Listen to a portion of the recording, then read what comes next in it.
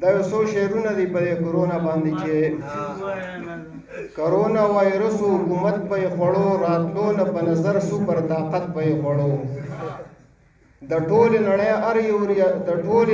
ار یو ریاست په خوړو د ساينس ټیکنالوژي ټول قابلیت په خوړو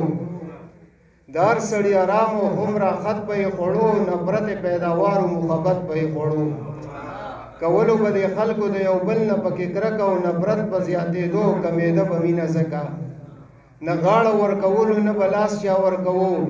هر کس به د بلا په شان د بل نه یریدو انسان به د انسانه دومره لرې ګرځېدو په ډېره فاصله کې به یو بل نه ګرځېدو زه دغه خو لا پرېږده چې به کم کس ټوخېدو د اور په شان د هغه نه به د خلکو ځان ساتو زه دغه خو لا پرېږده چې به کم کس ټوخېدو د اور په شان د هغه نه به د خلکو ځان ساتو هغه به هم شکی شو چې کتل به اندازې ته او په زړه کې به یې وی چې جوړې خپې مې کړې اګرې او د بل بند چې بازار کې خخ کاره مخ زنانه به ګرځېدله او بورقه خو پرېدونې لوپټه مخ ته نیوله بازار کې خخ کاره مخ زنانه به ګرځېدله او بورقه خو پرېدونې لوپټه مخ ته نیوله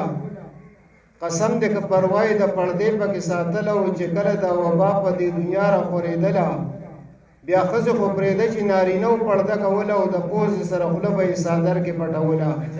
د کور راوتل نه ساجب مسلماني ده او ملګرو خفه نه شه ښه د ډب مسلماني ده او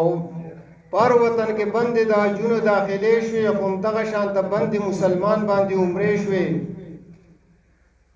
لږ سوچ وکړه چې ولې ته رامنې د کعبې شوې د خدای کورونه بند شو جوماتونو ته تالې شوې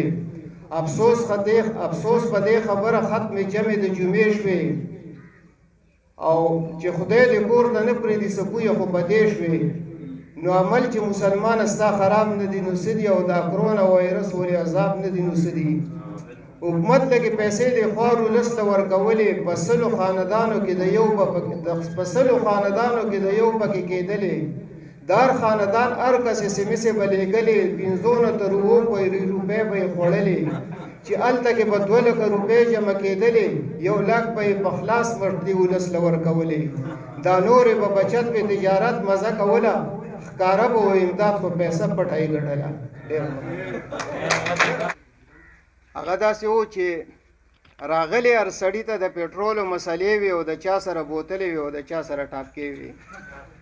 راغلی هر سړي ته د پېټرولو مسلې وي او د چا سره بوتلې وي او د چا سره ټاپکې وي چې څومره شو ارزان نو دومره ګران میلاوېدل به تمام ورځ خلک په پمپونو ګرځېدل به تپوس د چا نه و چې چا څنګه خرڅول به او چې چا به څوک د کم طرف او څنګه لالول به نو ټول خلک په روزګار او ښه مصروف ورځې شپې وي او د چا سره بوتلې وي او د چا سره ټاپکې وي پمپونو کې قطار باندې نمبر ته به ولاړو خولې به تې بېدې دغې سورنور ته به ولاړو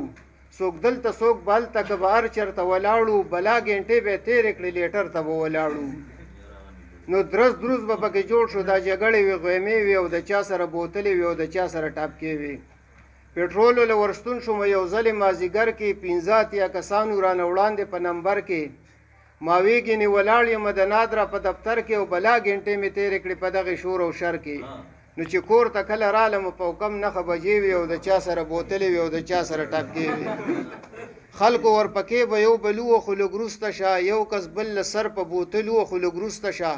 شیخ یوې چوکرې په سنګل وخو لږ وروسته شه او بلې شانترو یې په چل وخو لږ وروسته شه نو چې بالکل جنګولې خلکو ورپکې به یو بل وخو لږ وروسته شه یو کس بل له سر په بوتل وخو لږ وروسته شه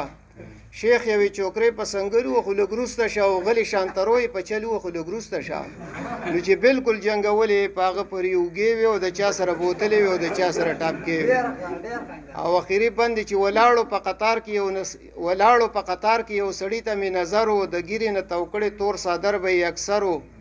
واړه به یې سکونډل او ښه په شره برابر و زه یې نوم نه اخلم خو خلک وایي چې دا به سمندر و نو که چا له و تکلیف انګاره دله خو مزې وي او د چا سره بوتلې وي او د چا سره ټاپکې وي